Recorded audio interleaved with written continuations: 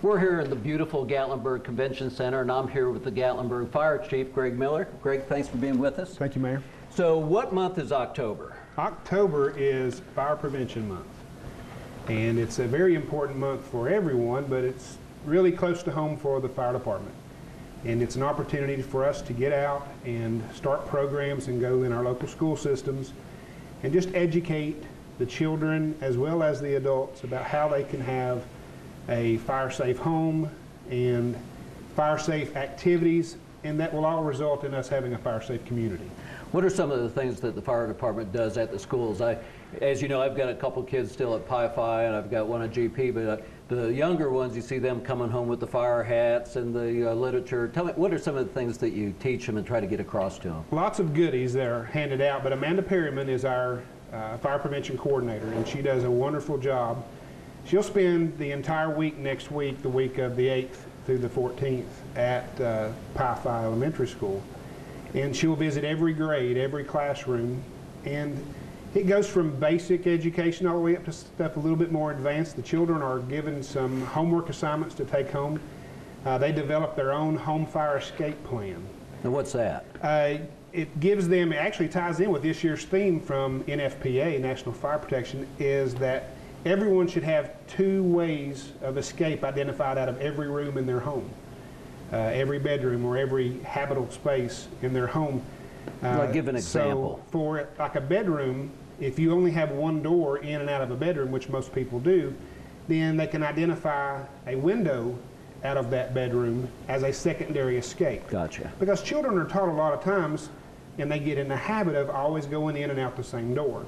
And if that's the only door to lead out of that space, and they go over and they feel that door with the back of their hand because their smoke alarm is going off and that door is hot, then they can't safely exit out through that door. They need to have the ability to identify that second exit. So there's plans that shows them how to look for these second exits out of every room.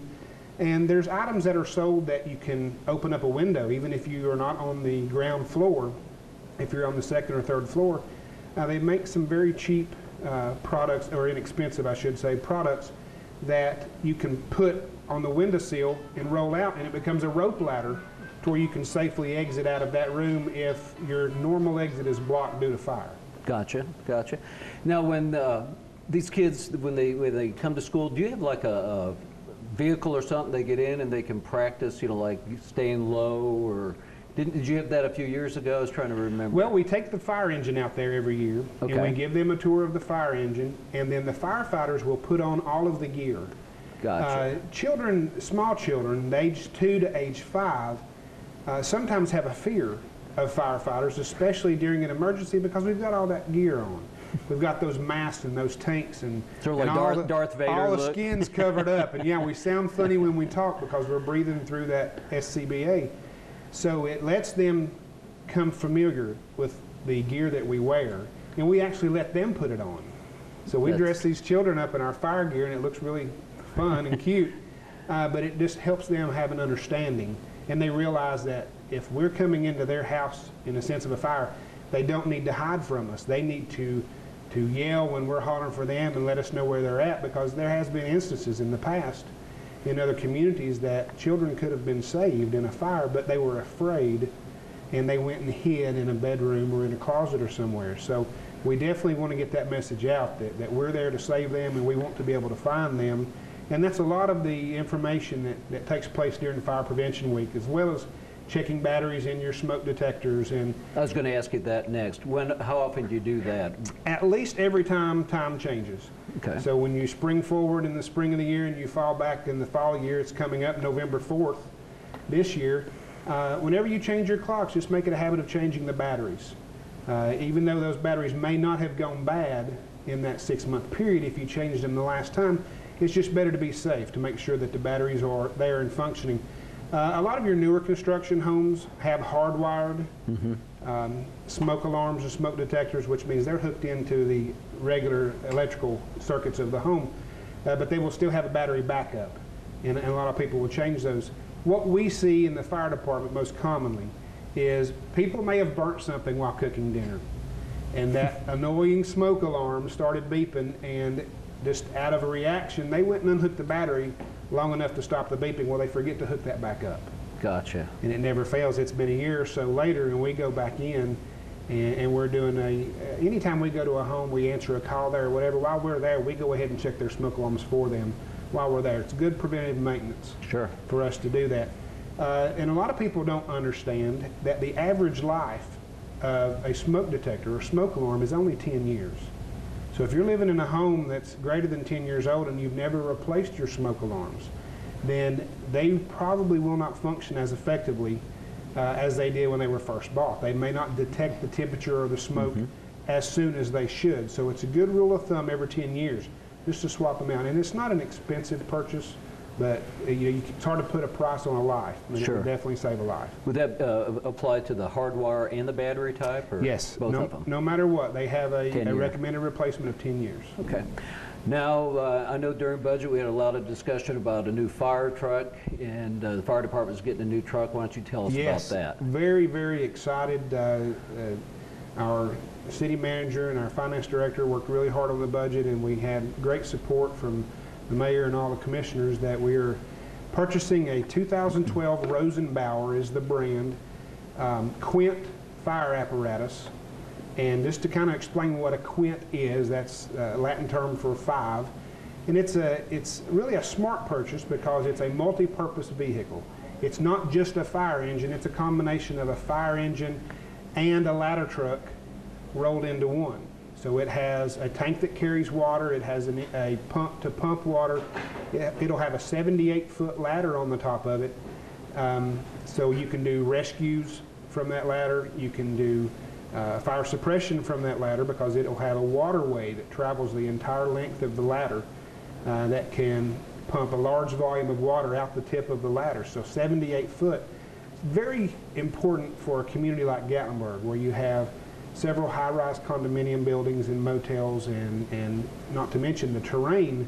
Sometimes you may not get right to a cabin, but you can get to a lower level and raise this 78-foot ladder and come right up to the deck and have an elevated master stream of water that you can help do the fire suppression with.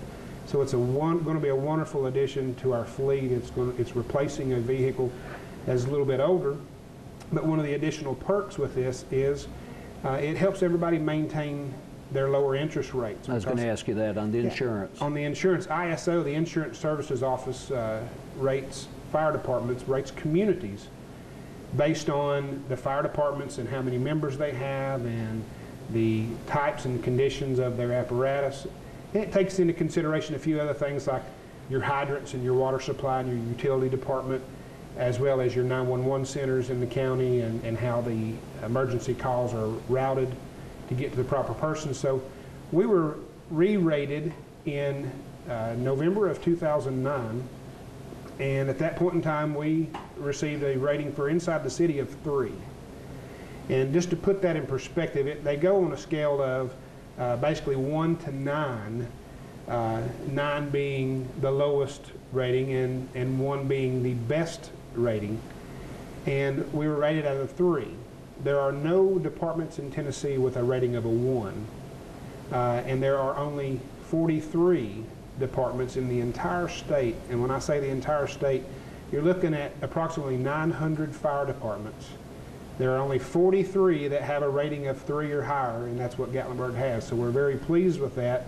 And the way that we're able to maintain that rating and help maintain those insurance ratings for the citizens and the business owners in this community is the actions that we're doing now, is replacing some of our equipment with something that's a little more appropriate and is able to get the job done and meets all of the threats that we have in our community.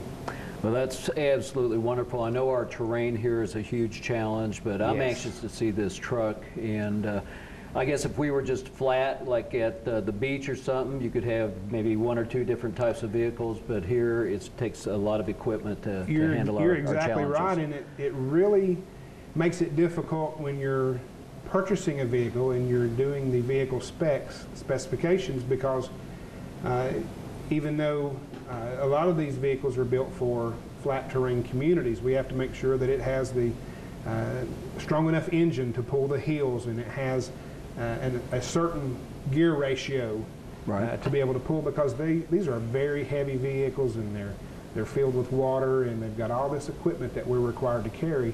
Now, because you never know what the type or the extent of the emergency is going to be, so we've got to be prepared for everything, and these vehicles are loaded down with all kinds of equipment so we can meet every need, possibly, hopefully, and that's what we're there to do. Sounds great. And can I get a ride in this when you get it here? Be glad to. Be glad to. I've got some gear that'll fit you too, and you can come out and fight some fire with us, and we'll just have a good time. Appreciate it. Thank you, Chief. Thank you, Mike. Uh-huh.